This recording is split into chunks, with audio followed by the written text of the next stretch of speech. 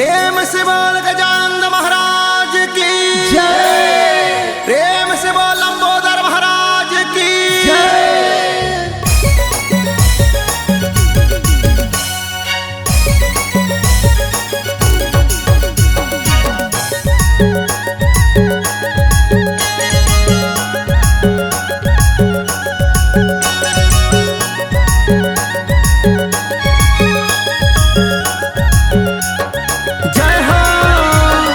जय बोलावाऊंगा तुहर जय बोलावाऊंगा गणपति महाराज तुहर जय बोलावाऊं।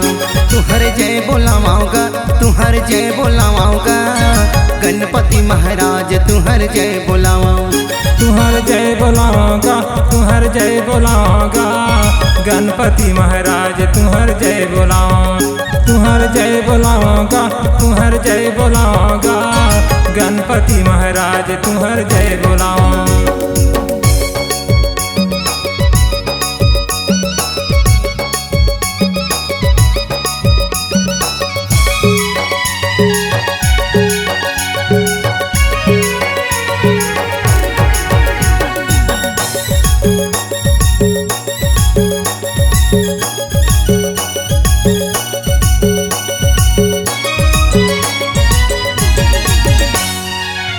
दंत दयावंत चार भुजाधारी गा चार भुजाधारी माथे सिंदूर सोहे मूस की सवारी गा मूस की सवारी।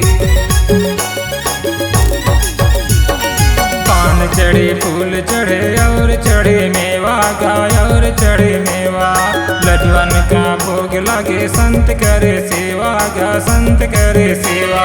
लड्डुअन का भोग लगे संत करे सेवा तुहर जय बोलावाऊंगा तुहर जय बोलावाऊंगा गणपति महाराज तुहर जय बोलावाऊं।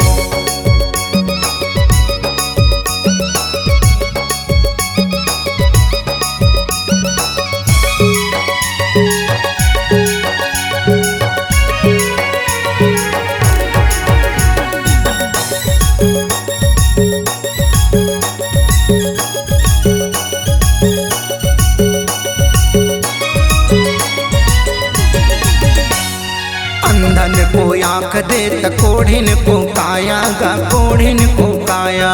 बाजन को पुत्र देत निर्धन को माया गा निर्धन को माया। सूर श्याम शरण आए सफल कीजिए सेवा गा सफल कीजिए सेवा। माता जाकी पार्वती पिता महादेवा गा पिता महादेवा। माता जाकी पार्वती पिता महादेवा तुहर जय बोलावाऊंगा तुहर जय बोलावाऊंगा गणपति महाराज तुहर जय बोलावाऊं। तुहर जय बोलावाऊंगा तुहर जय बोलावाऊंगा गणपति महाराज तुहर जय बोलाऊं। तुहर जय बोलावाऊंगा तुहर जय बोलावाऊंगा गणपति महाराज तुहर जय बोलावाऊं। तुहर जय बोलावाऊंगा तुहर जय बोलावाऊंगा गणपति महाराज तुहर जय बोलाऊं।